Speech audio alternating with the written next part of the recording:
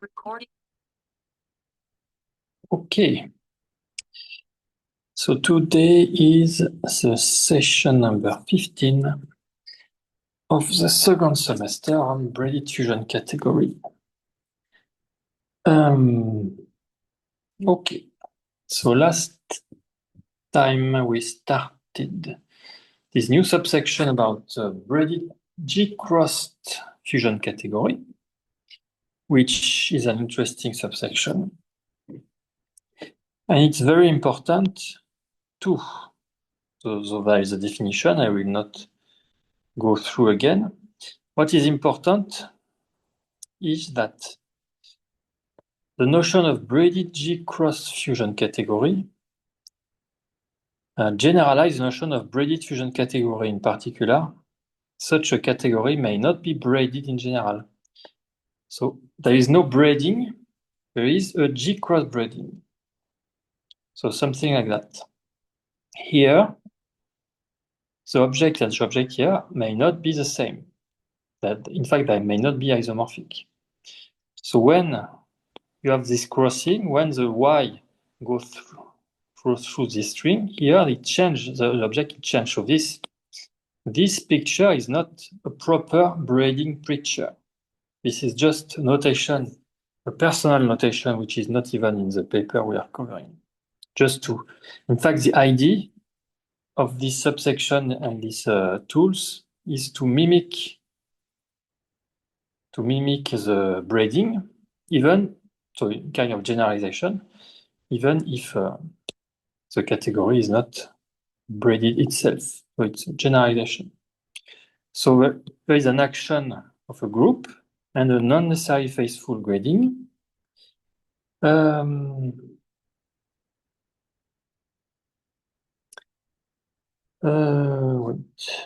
What is that? The third point is that, you have this family of isomorphism of G, so this kind of G-cross braiding, which satisfy several actions. So the group act like that, and this is functorial in X and Y, and the group act on the isomorphism this way, and finally, it satisfies the hexagon axiom for this generalized G-cross braiding. So the hexagon axiom we are talking about are the usual one. So if you first, we will mention them as diagram, and then we will draw the picture, but it's basically essentially the same thing as for the hexagon axiom of a braided monoidal category.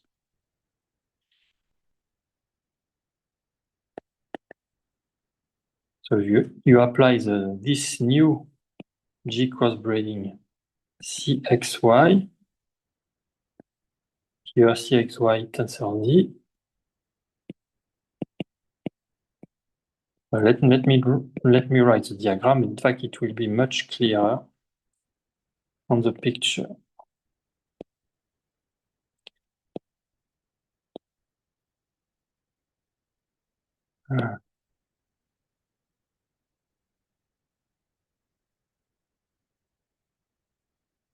So this should commute,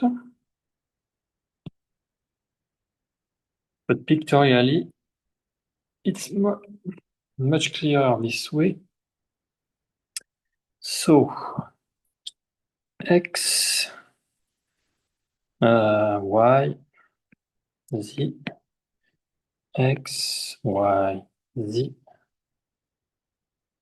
And let me put the index just to understand where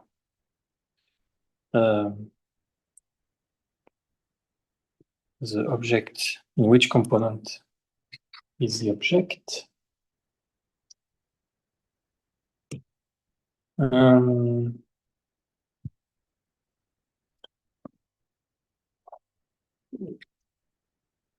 minute.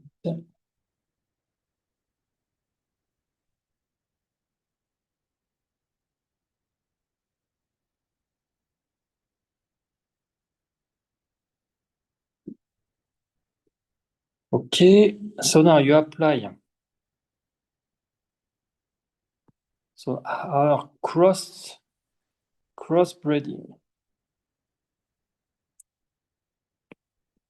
So here you have the same X index G, but here it's different. It's G of Y, okay, because we have this G here. So you apply the G. And if we want to keep our notation, let me try. So you can keep H, G if you like. Let me recall that these index are not in the paper, it's just my personal. Here after you have identity, here you have identity, and then you have another braiding, cross braiding here. So now you have G, H, here you apply G to Z, and X, okay. So this is the first, and this is,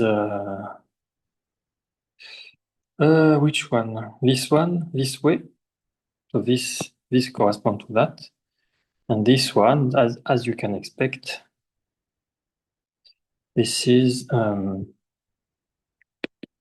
you do together Y and Z. So you have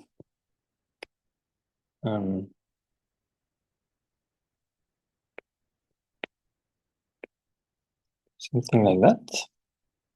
But here you apply.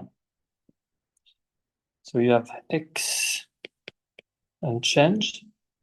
But here you have G of Y tensor Z. So with small index. Okay. And then identity. So by functoriality or something. What? Here you can decompose into the same, so G, Y, G, Z, and X.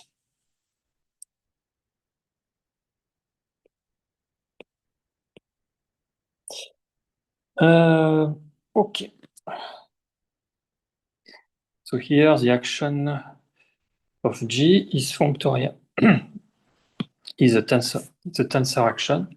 So you can decompose this way. Yeah. So this is basically the hexagon axiom. You can move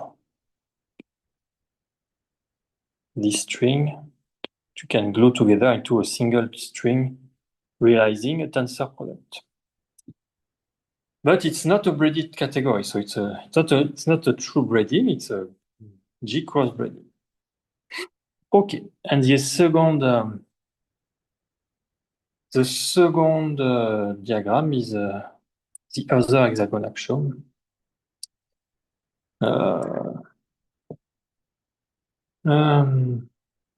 Okay. So this one is called 82. So this is equation 82. And let me take a new page for the other equation. So X tensor Y tensor Z. You apply the G cross braiding X, Y, Z. So G, H, Z, tensor X, tensor Y. And then identity X tensor CYZ, you get X tensor H of Z tensor Y. And here, CH of Z tensor identity. So for some reason, you have only three vertex in this diagram instead of four. But you see pictorially, this is essentially the same. I guess they just, yeah, because you can omit this one in some sense. So you can directly go there. So pictorially, let me draw quickly the picture maybe with so X, Y, Z, X, Y, Z. So something like that.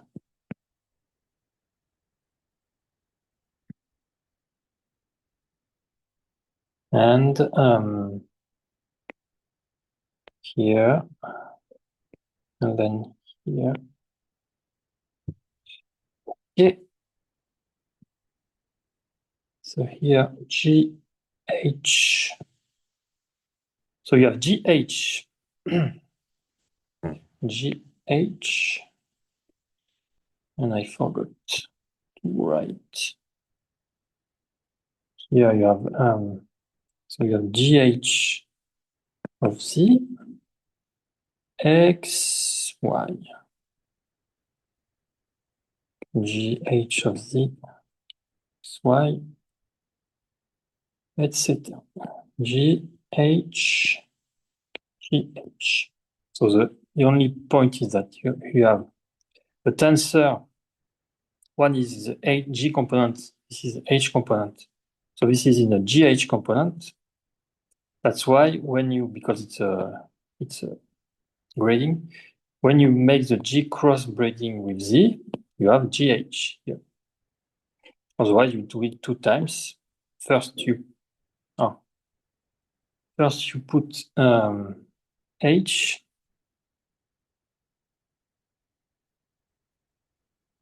of Z,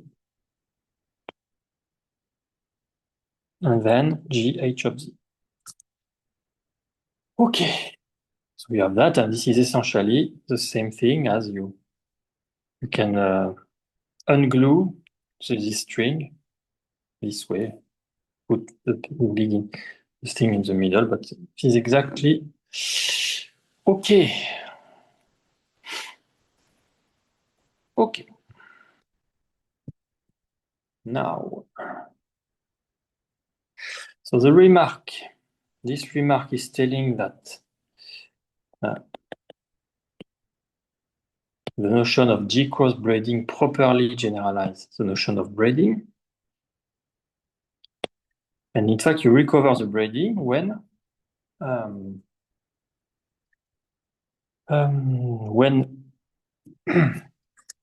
when the group is trivial or when the grading is trivial. Because it may not be faithful. So braided G crossed fusion category concentrated in the trivial, so in degree one, so in the trivial object element. One is a trivial element. So concentrated in the trivial means that the component is zero when G is not trivial, not the neutral element. This is, in this trivial case, this is precisely a braiding. The same thing as a braid.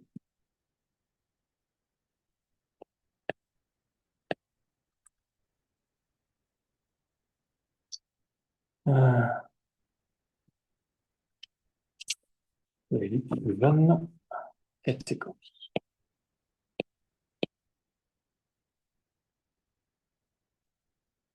Not just that, also equipped with a braided G action.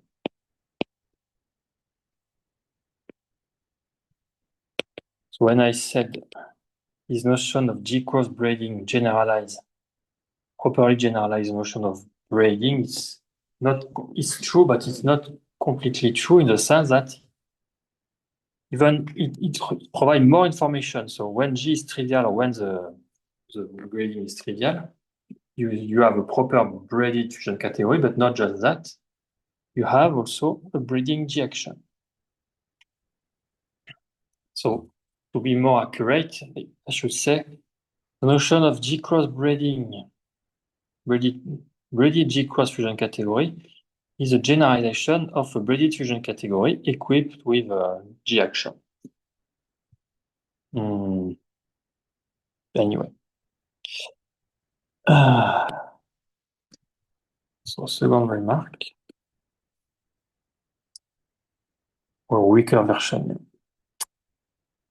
So the coming proposition will tell us that any pointed fusion category, in particular, even if the corresponding group is non-commutative, has a structure of braided G-cross fusion category. In particular, in the non-commutative case, it cannot be braided. So this point explicitly show that a braided G-cross may not be braided in general.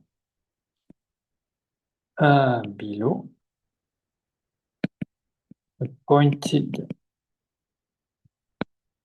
fusion category C with the simple object to be group G carry the natural structure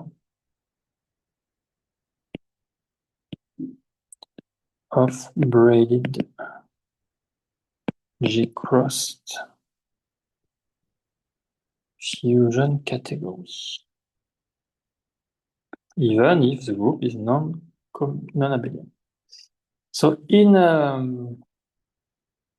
appendix, something we will certainly not cover in this class.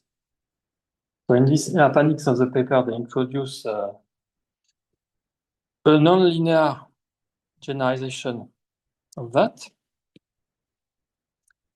So I should say they introduce because we will not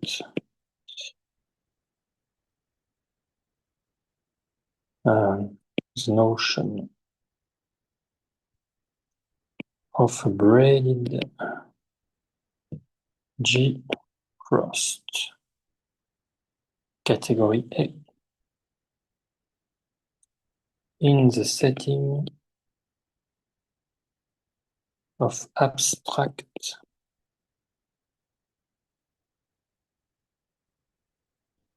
so without linear assumption monoidal category.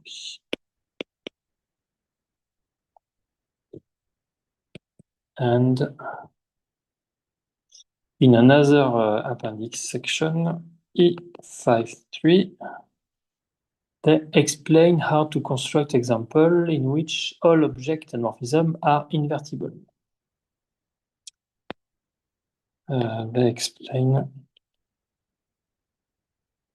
how to construct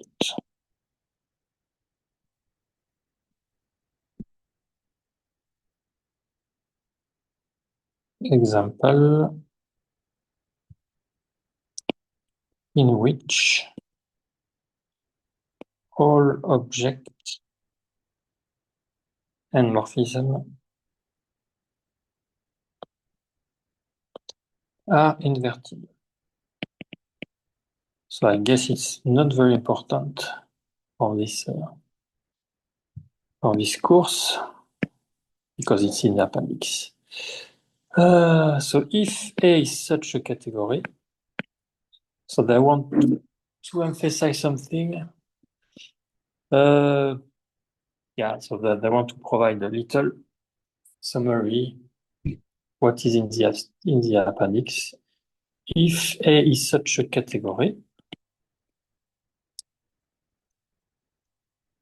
let A be such a category if the automorphism group of the unit object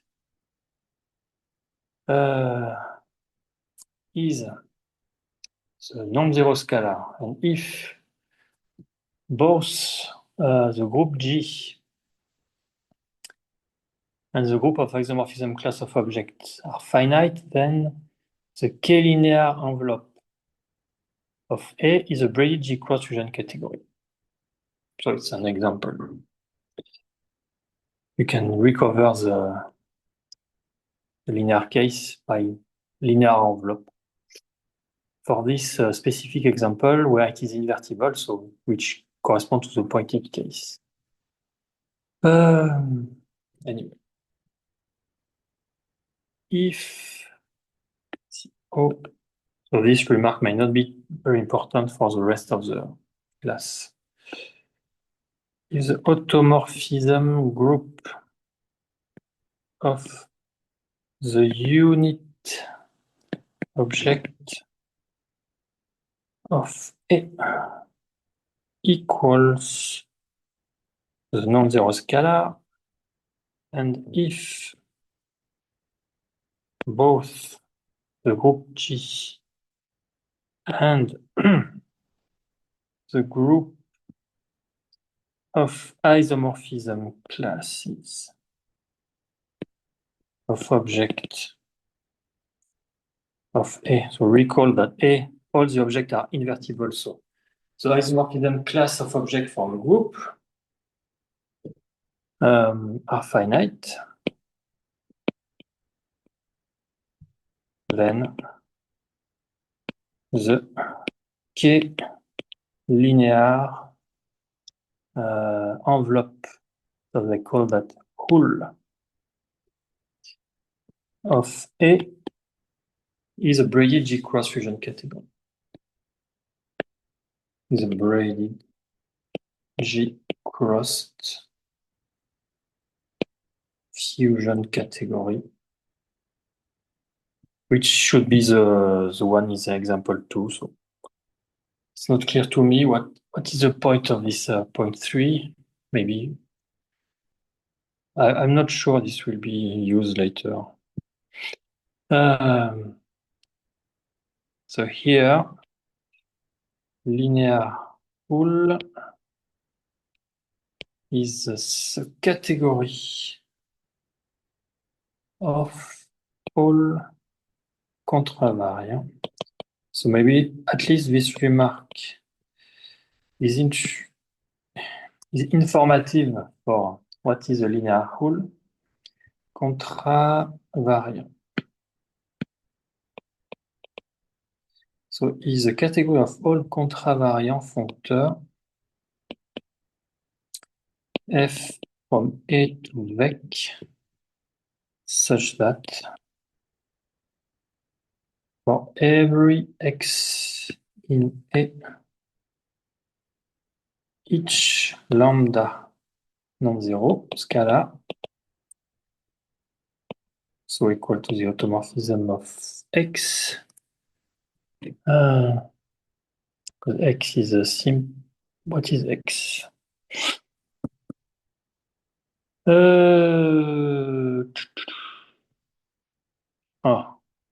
Yeah, every object is invertible. In particular, every object is simple.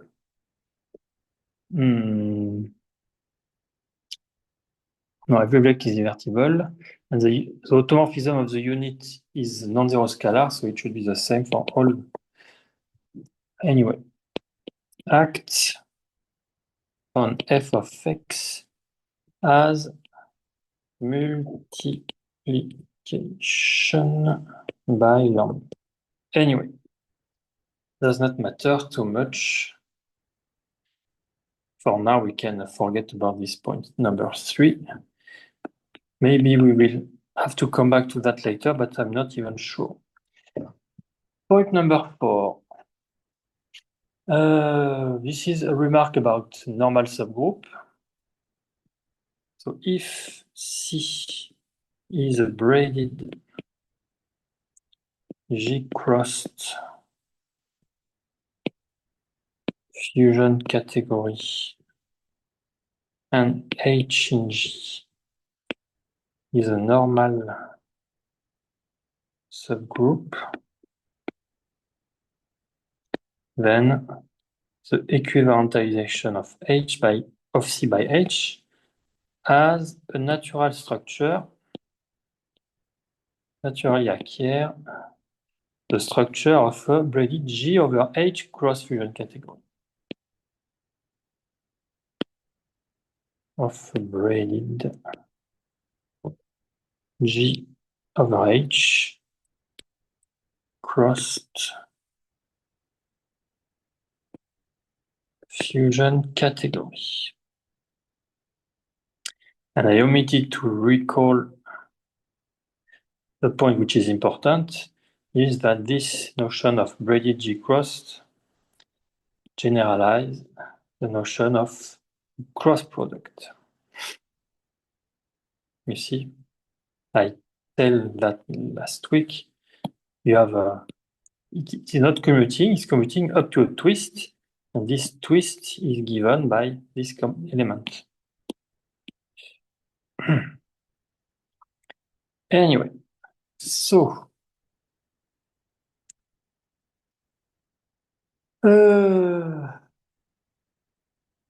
in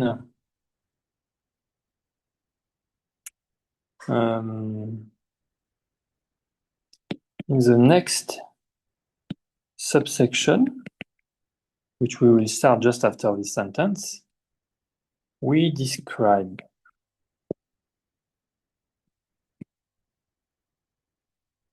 this structure in the case H equal G. Okay.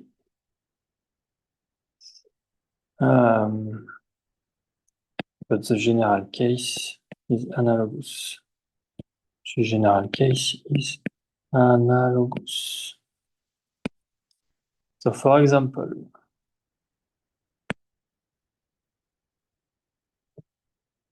by remark 2 about pointed, by remark 2, the pointed case,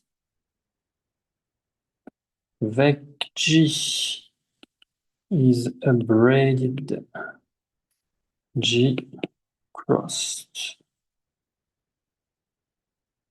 fusion category. So vec GH is a braided G over H crossed fusion category. Okay. So the next subsection is about equivariantization.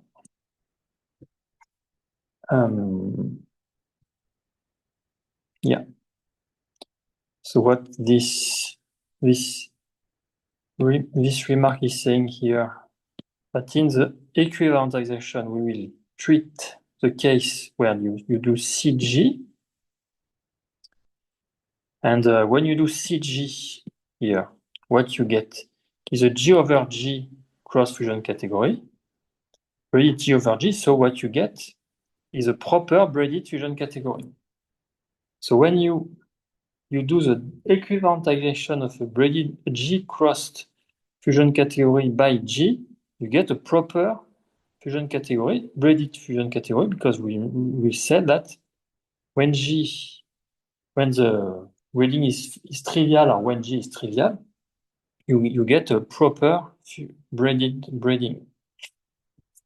So this is the point of the next subsection. But as I said, you can also take any normal subgroup and you get something like that. Anyway.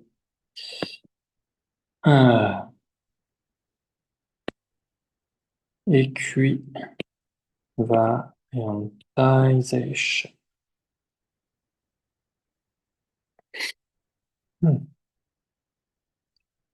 Ok.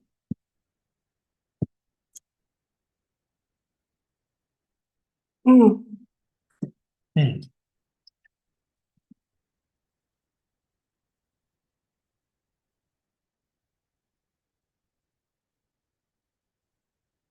Okay.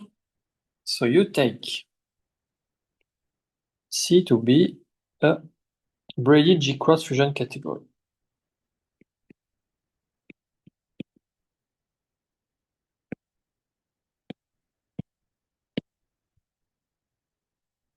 In particular, it is a fusion category with the G action.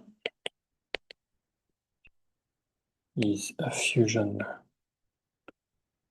category with a G action.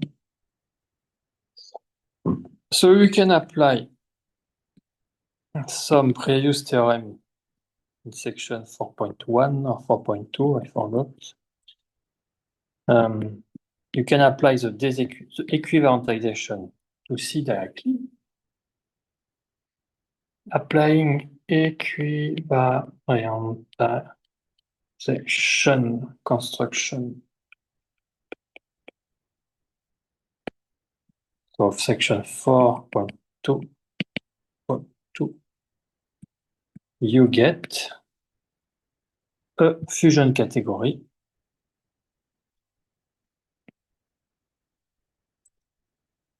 CG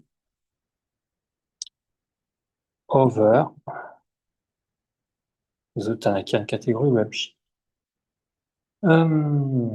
So what about the braided structure on CG?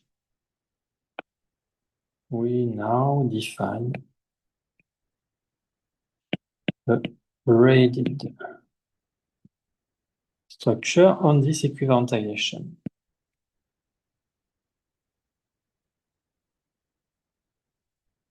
And of course, we will use this G-cross braiding. You see, the G-cross braiding is almost a braiding. The only problem is that here, these two objects may not be the same or may not be isomorphic. But when you restrict to the equivariant object, by definition, they are the same or isomorphic. And so you get a proper braiding. If you identify the two, what you get is a proper braiding which satisfies the proper axiom of braiding. So it's really a braiding. So the braiding induced by the G cross braiding on the equivalent object is a proper braiding. So as we will explain now, so if X is in CG, Y is in C equivalentization, define the C isomorphism, so braiding, C tilde XY from X tensor Y, Y tensor X. Composition, okay, to recover exactly Y. So you get Y is G equivariant. So when you apply the action of small g, you get G of Y, which is isomorphic to Y. And when you apply the G equivariant structure, you can come back to Y. So to be the composition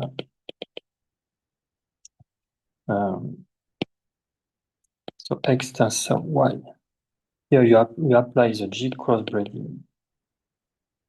You get G, Y, tensor X, but Y is G equivalent, and remember a G equivalent object is given by a pair, one object in C and a family of isomorphism, and so you pick one of these isomorphism corresponding to the object, the element G, and you come back to Y.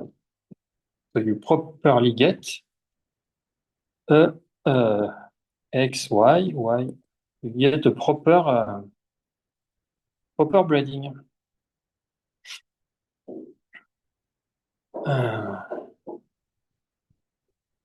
Where UG is the structure isomorphism of the equivariant object Y. Now, we needed to fix X in this component because this is defined using that.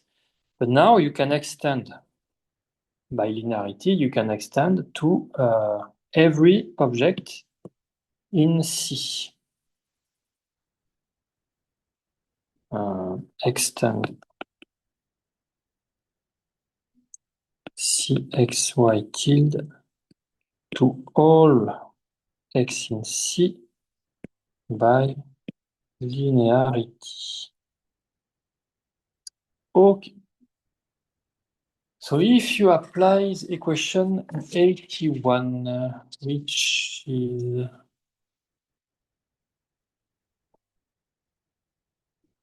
the way as a braiding deal with the action. So the G-cross braiding deal with the action this way.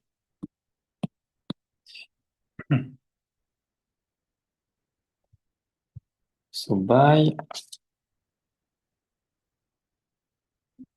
from that, so now from that identity, 81 I just mentioned, it follows that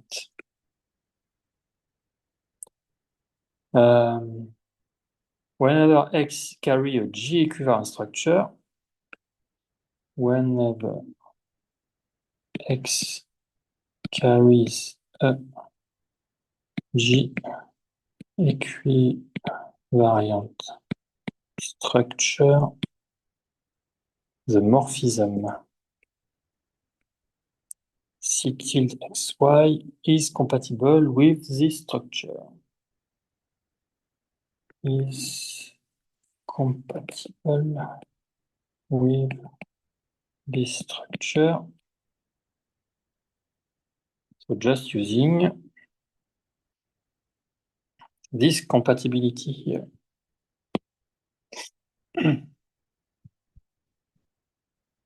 So, okay.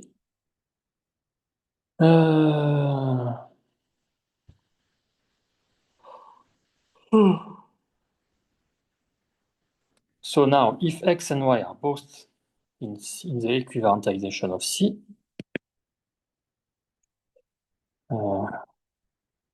for all X, Y in CG, we obtain a CG isomorphism.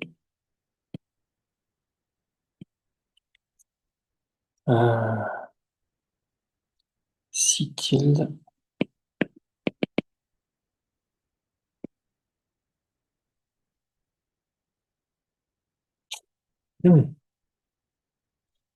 which is functorial in both variables. So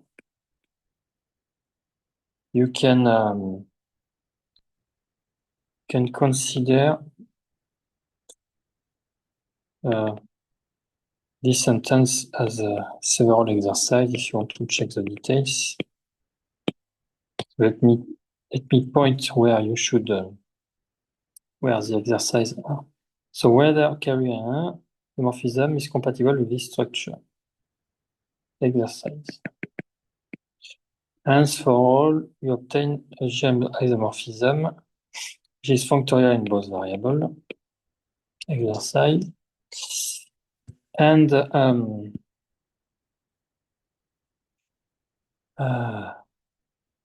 now you need to show this is a proper breeding, satisfying the hexagon axiom, to show that C tilde equip the equivalentization with braiding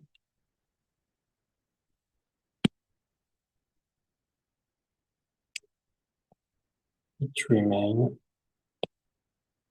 to verify the two hexagon action, which follow directly from the previous diagram. So this is immediate from these two. This is exactly the hexagon axiom when in the equivalent, if you are in the equivalent G equivalent case, this is exactly the hexagon axiom. So this follow from the commutativity of the diagram 82 and 83. And if you restrict this new braiding to rep G, then you recover the standard symmetric braiding. So it is straightforward to check that C tilde restricted.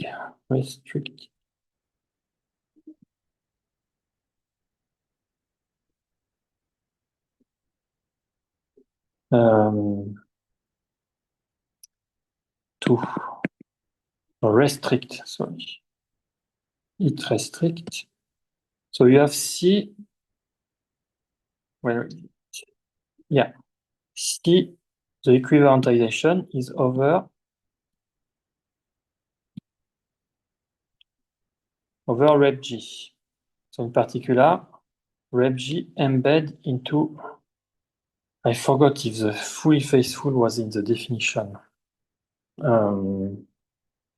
Assuming it was in the, I forgot, over rep G.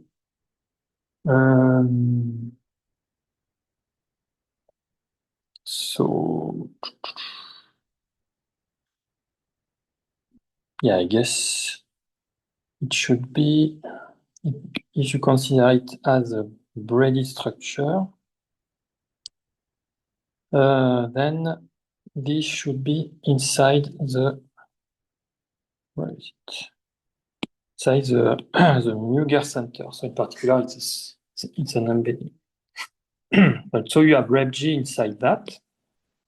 And this last sentence is saying that this braiding restricted to rep G is the usual symmetric braiding. Restrict to the standard symmetric braiding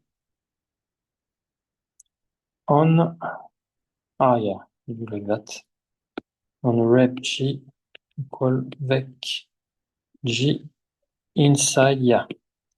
Rep G is also always embed because you have this this way to see the thing. Vec is always there. So when you apply equivalentization, you have vec G, which is always there, but this is equal to it.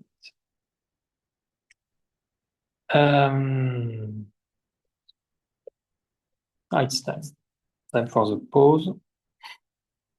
So let me finish the sentence.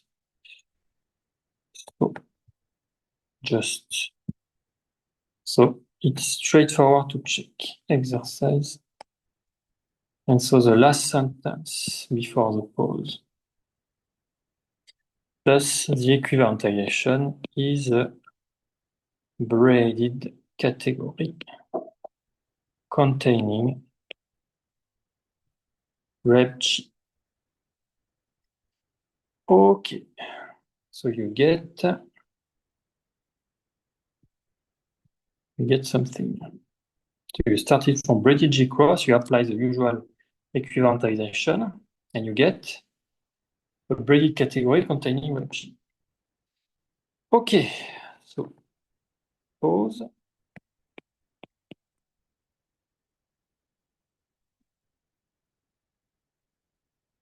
Five-minute pause. C'est 6.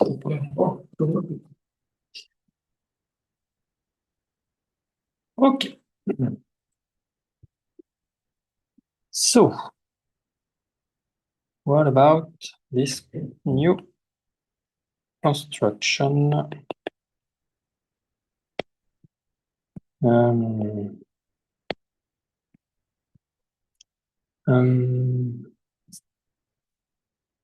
Okay, so this remark will discuss about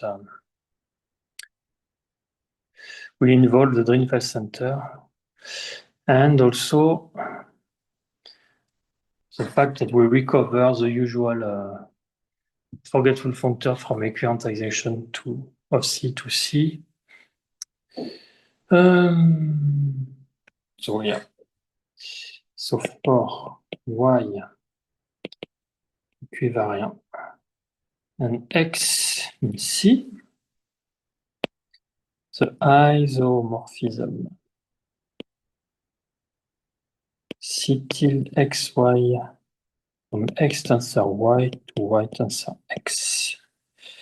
So wait, C tilde XY, yeah, is defined this way.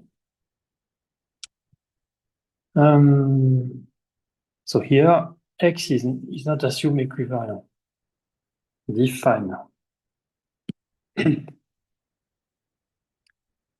a braided functor from CG equivalentization G to the Drinfeld center, whose composition with the forgetful functor coincide with the forgetful functor of the equivalentization. Whose composition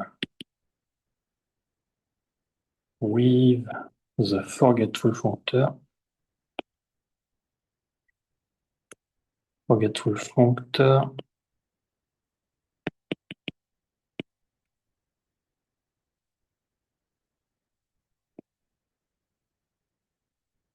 coincide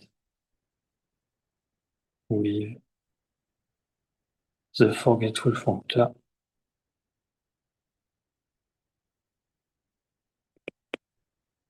CG to C. So here, remember the definition of the Drinfeld center. The Drinfeld center is made of a pair of objects.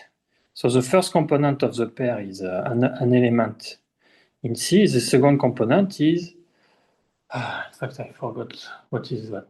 It's kind of natural isomorphism, maybe. Yeah, natural isomorphism. Natural isomorphism between of this form, kind of commutation. So here you have this. If you take this kind of isomorphism, then you get, when you take y here, you can, when you say you take y here, but you can see there, because you can see to be more precise, you take the first component of that to be the first component of an element here, and the second component, you take that. So you really get an embedding from that to that, or at least a functor. So it may not be an embedding because this is made of two components, and the second component is a family of isomorphism, but it may not be injective. It's not clear. At least you have a kind of braided functor. You take the first component of that, and you take that. This make a pair for that. So you have this braided functor. And then you apply the forgetful functor here. And you get exactly that. In particular, no, it's okay. Okay. So now, coincide in other words. In other words,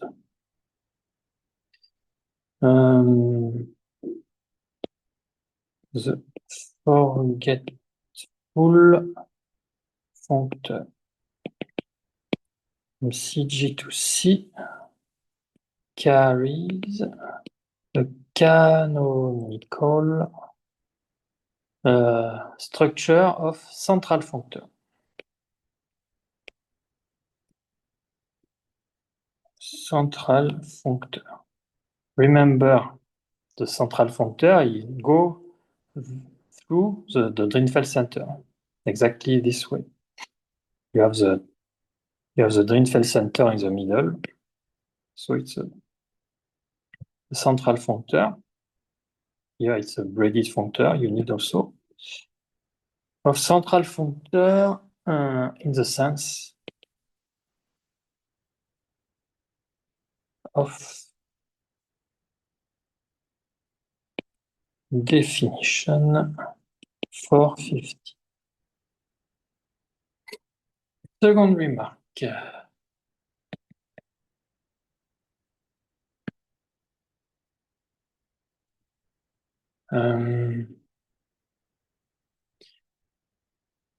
So if you restrict this functor to RepG, restricting this functor to this central functor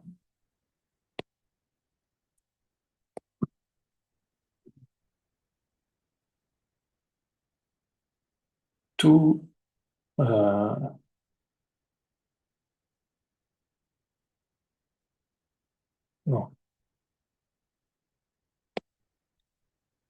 to RepG, which is VegG inside CG. So here, let me recall. So yeah, CG, C, so VegG, Veg.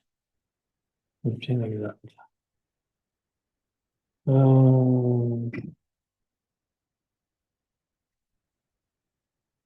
Yeah, forgetful functor this way. So if you restrict this central functor to that, we obtain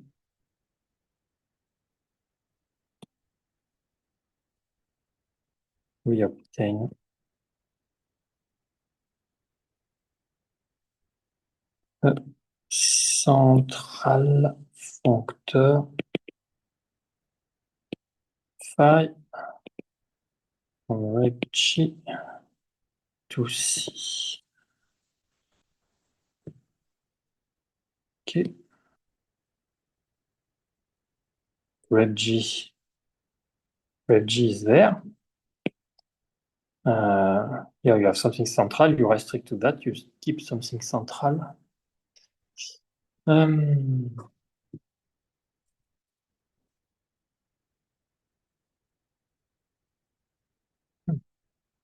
Okay.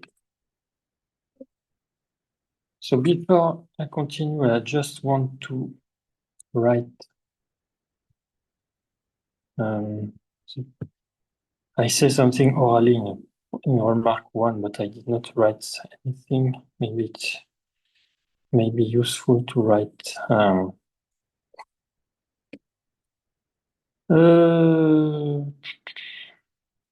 Here you say y map to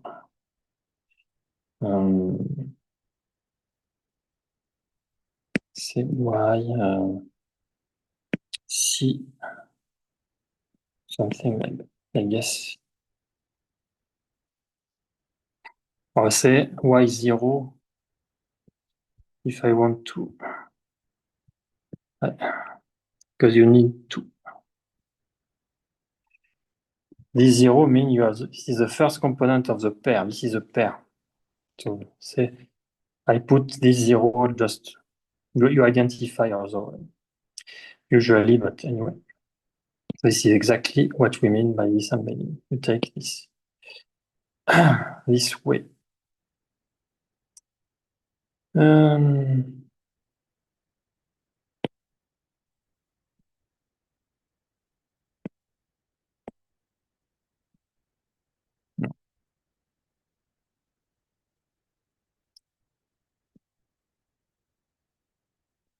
Okay, so let's come back to the second point. So you have phi, the central functor from rep G to C. Now, as an exercise, we can see that this central functor is just the composition of the central, of the forgetful functor for rep G to vec, and then from vec to C. As a tensor functor,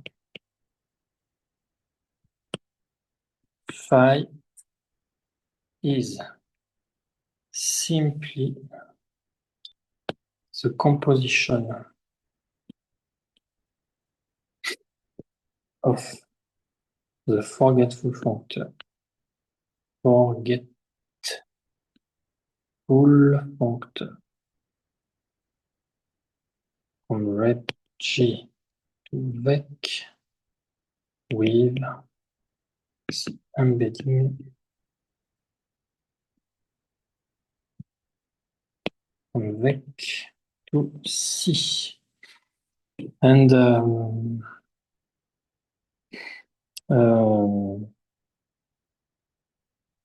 yeah, you can see that here. You have this forgetful functor. So if you consider rep G inside here, this corresponds to this forgetful functor. And then vec is inside C, so you do like that. So this one is just like that, included here.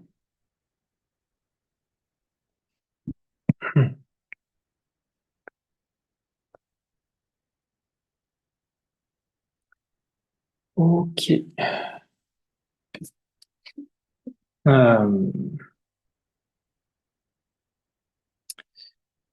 However, its central structure is more interesting.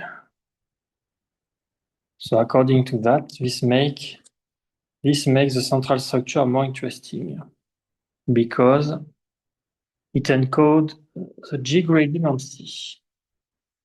However, its central structure is more interesting in the sense that it encodes the G grading. So where is of C? Where is the G grading here?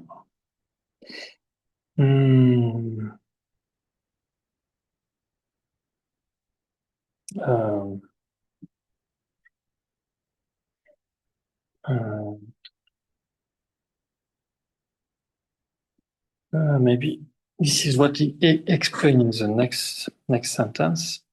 So concretely, if you have, so C, so what is this grading? What is C here? C, a braided G, yeah, so C is already G graded by definition of a braided G cross fusion category. So in what sense? Yeah, I guess, yeah. It encodes the G grading in the following sense. So if you take, and C is a G graded, you take an element in the G component, and you take a representation of G, which can be realized as this morphism between G and automorphism of some vector space V. So this is a finite dimensional representation. Then the isomorphism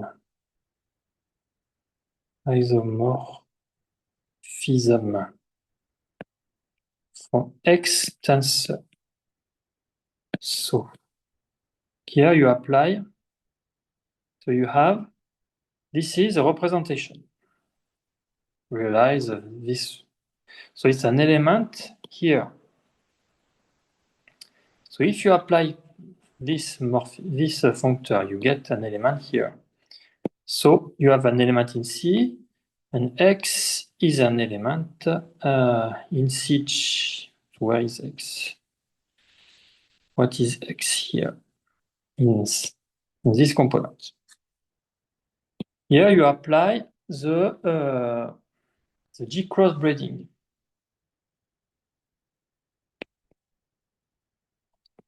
You apply what I expect with the G cross braiding, and you get something here. Because this is a representation here. When you apply the G cross braiding, remember, you have to, the thing here should be, you have, this is a G component, and here you apply G of Y, xg, but this is a representation. So it map G map V to V. So you have the same thing.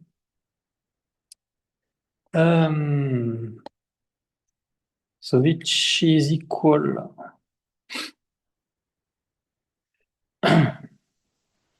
Okay, so this G cross braiding is equal to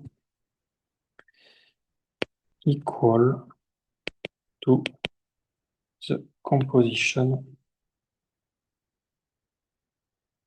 So you start from that. You apply identity of X and then this automorphism, you are still there. And then you just take some, you just permute. In fact, this is because V is in VEC here. V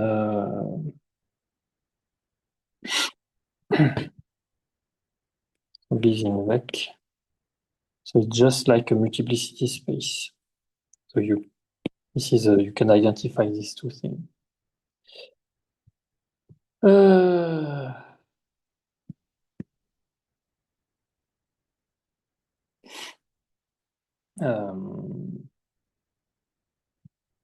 Yeah. So 84. And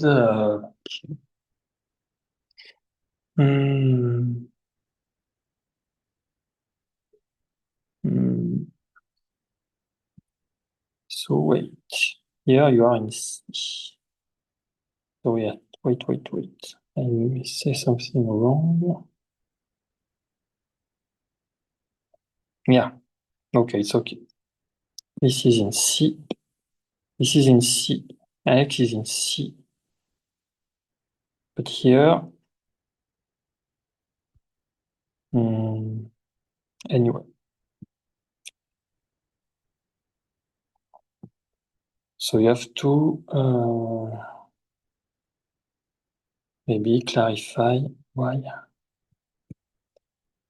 this is really some exercise here. So why this G crossbreeding here is precisely of this form. Okay. Next. Okay. So now we finish with this construction, equivalentization. So we started from a G cross-braided fusion category, no, braided G crossed fusion category. We apply the usual equivalentization as defined before. And then we recover a braided structure and containing RepG. So we started from one category to another category. And so the main result will be that this is a two equivalence again. So 4, 4, 5, main theorem.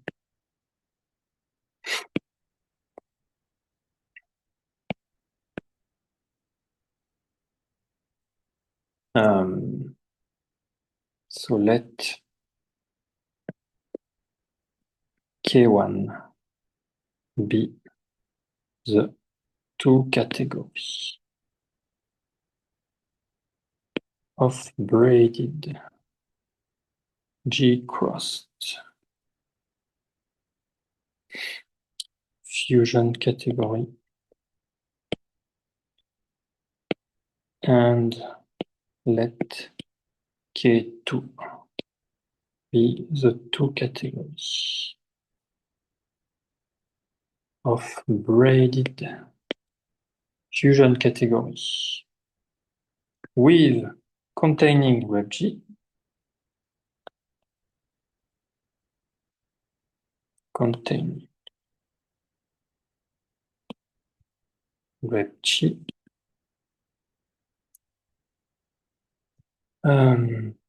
So in the previous subsection about equivalentization, we constructed two functors from K1 to K2, C maps to C equivalentization. The theorem, which will be proved in the next subsection, state that it's a two equivalence. These two functors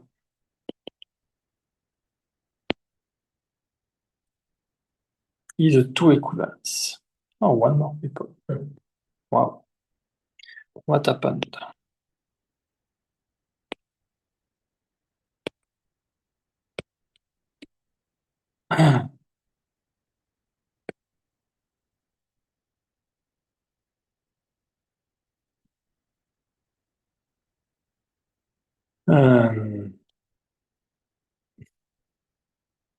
Okay. So the proof will be in the next subsection. The proof will be in the next subsection. So there is another proof by Kirillov and Neuger in the next subsection.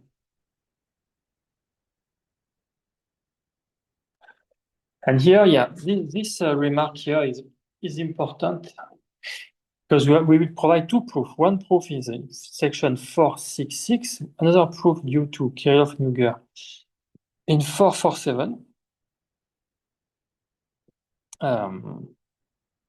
Providing an explicit inverse from K2 to K1, but none of these proof, the author of the paper are not happy with this one of either this proof because they are not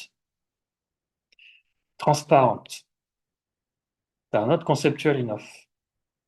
And they would prefer a proof using Morita equivalence theorem, just using the fact that VecG and RepG are Morita equivalent. You should be able to deduce this kind of result as I already mentioned before. So even the author of the paper are not happy with their own paper. They expect something more conceptual. So the proof appear in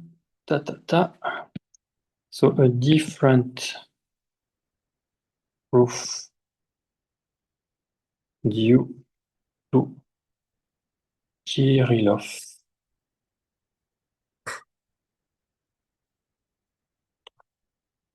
Kirillov. 2001. Muger.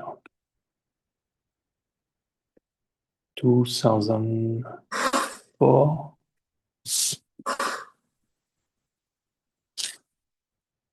Wait. I cannot read if it is 2001 or 2004. 2003. It is not 3? 2003. No. It's 1 or 4. Let me check.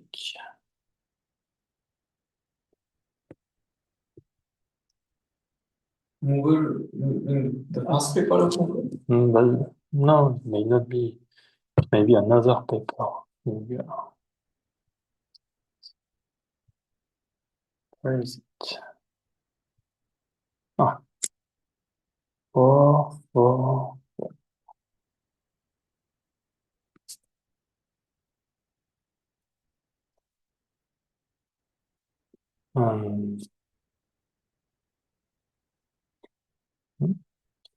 No, 444, sorry. Théorème 444. Ta-ta. So, Kirillov, Muger, 2004. Paper is called Gallo extension of braided tensor category and braided crossed G categories. Published in Journal of Algebra. 2004.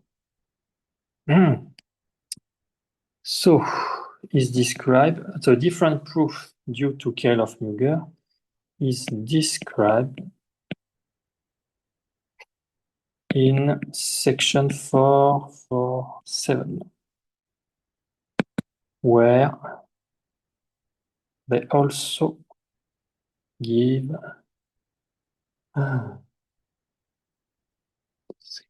description.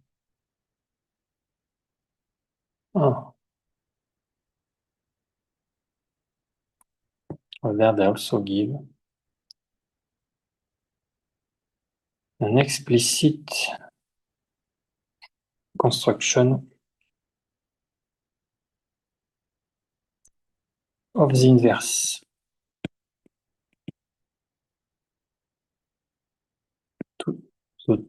To inverse two functors,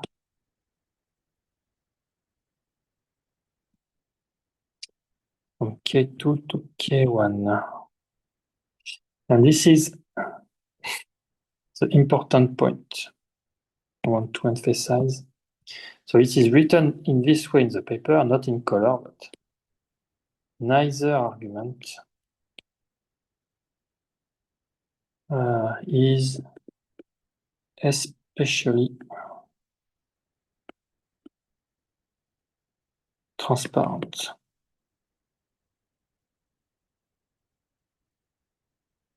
One may hope for a more conceptual proof using theorem 437 and remark 439. So this sentence is not due to me. This is written explicitly in the paper. So they are saying that they are not happy with their paper. So So I agree. I am also not happy with this paper. Yes, I agree. Oh.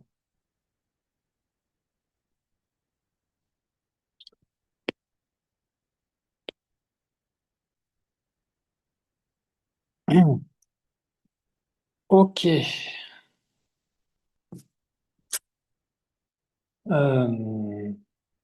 So the more conceptual proof, in fact, involving the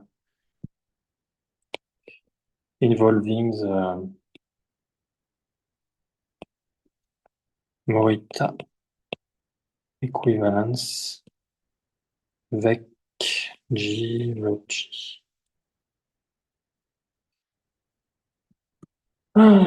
Okay.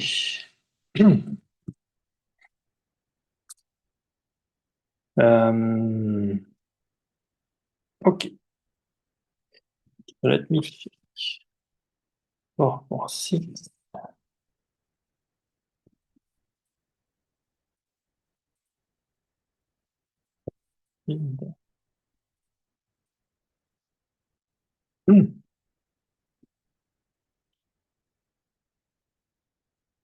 So the first proof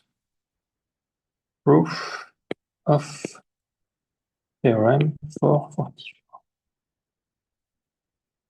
446.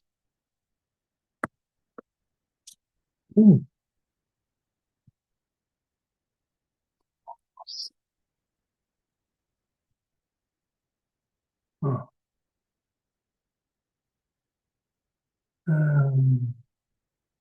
Ok.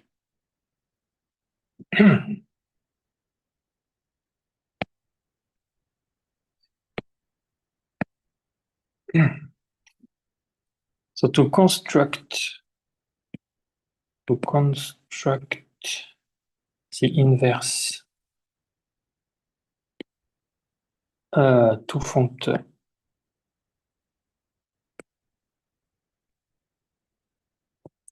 From K2 to K1. In fact, they will make this inverse by the intermediate of with an intermediate two category K3. We first introduce an intermediate two category K3. So the idea of the proof is to introduce an intermediate category in between and to show that it's a two equivalence here and here. So you get the thing here. The definition 444.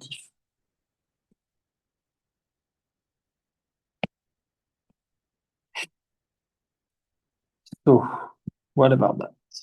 So this will define the new category, the new two category K3. So what are the object? The object of this is the two categories of the object of this category are category. An object of K3 is a semi-simple rigid tensor category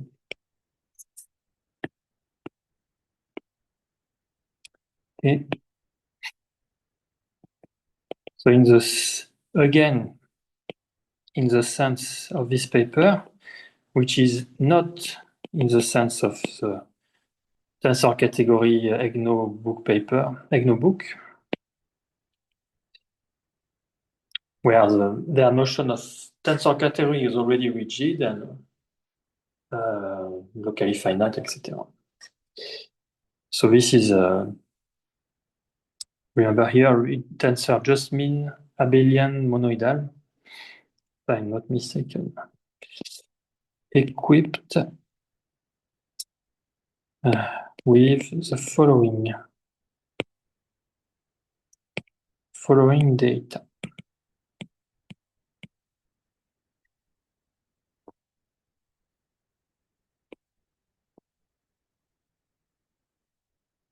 So 1. You have an action of G cross G. So the main difference is that we will deal with G cross G. An action of G cross G, a G cross G equivariant decomposition of the unit object.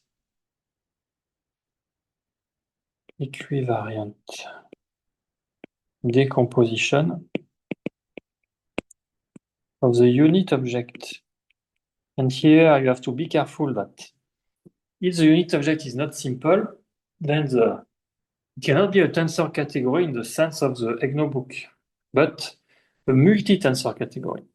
So you have to really be careful with the notation. In this paper, the notion of tensor category is really a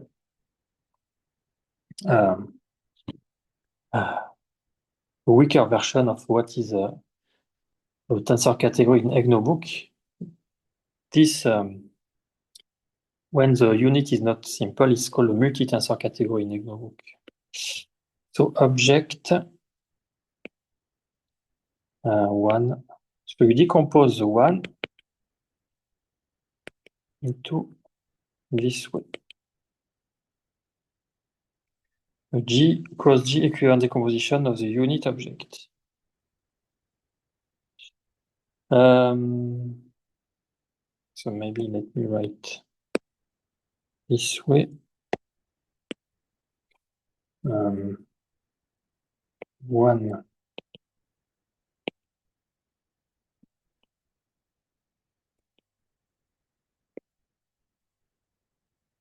where G cross G act on G by the two-sided translation.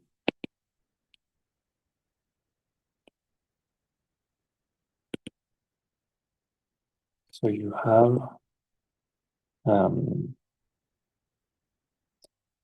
G1, G2 times G is G1, G2 inverse.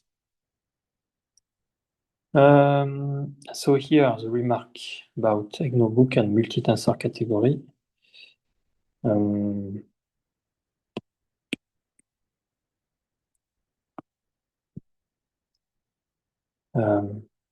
So in particular,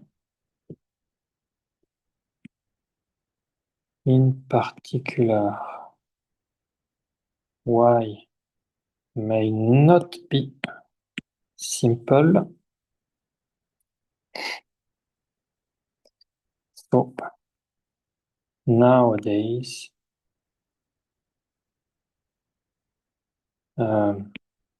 such category, such monoidal category is called multitensor. See EGNO book.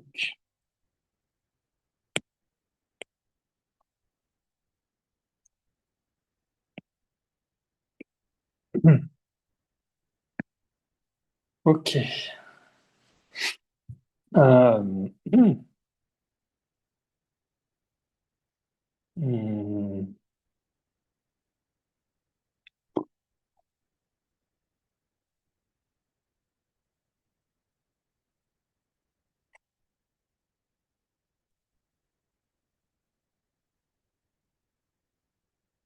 So you have this. So what is not clear to me is that you have an action of G cross G, okay, on A.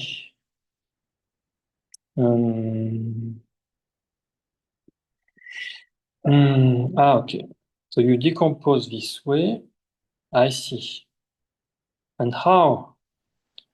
So you have such a decomposition. So this decomposition is not a consequence of that.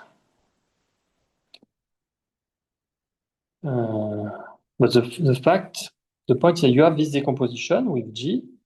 So how the G cross G act here? So it acts according to that. So G cross G. So he's saying that G1, G2, G1, G2 on G, this is in this component. Okay. So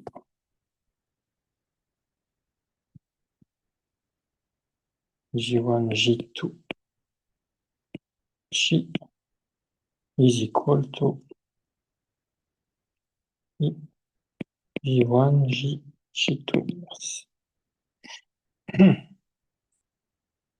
Okay, so third point.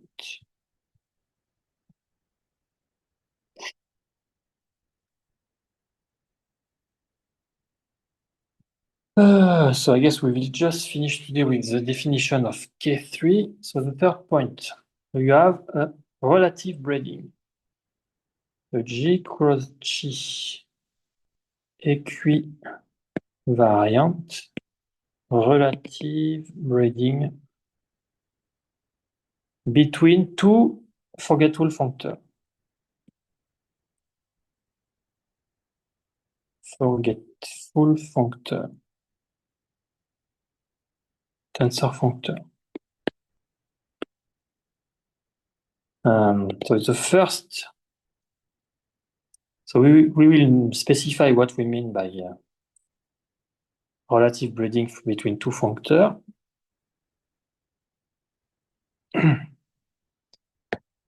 After we will mention the two functors. So F1.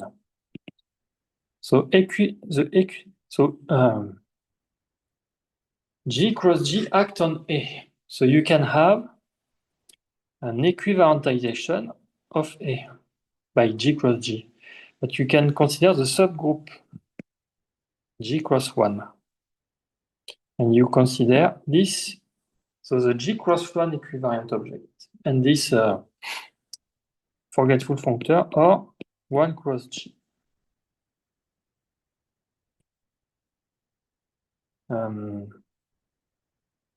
And by relative braiding,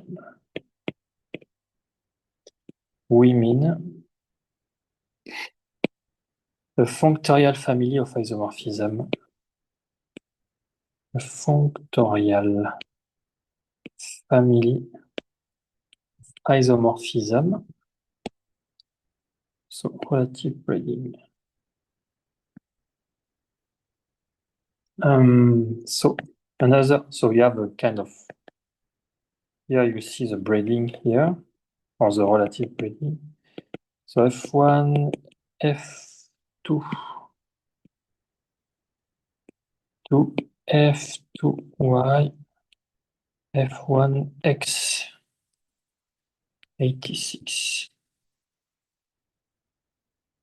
For X in the G cross 1 equivalentization of A, Y is in 1 cross G equivalentization of A, satisfying some hexagon axiom. And I will stop here. Satisfying compatibility condition, identities analogous to the hexagon axiom of a braided category. Okay, so that's all.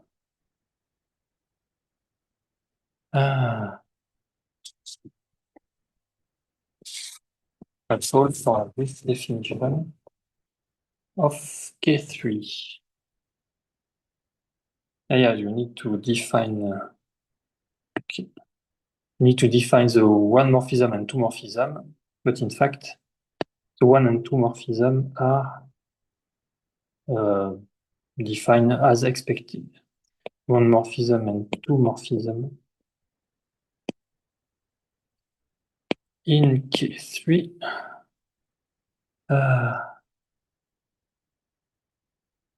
the. So we define. Sorry.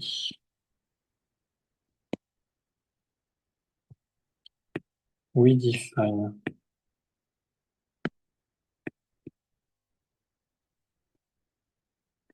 the one morphism and two morphism in K3 as expected in the obvious way.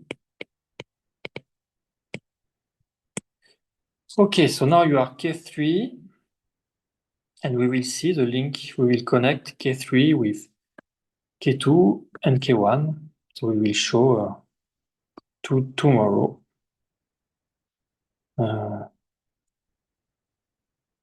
These two equivalents.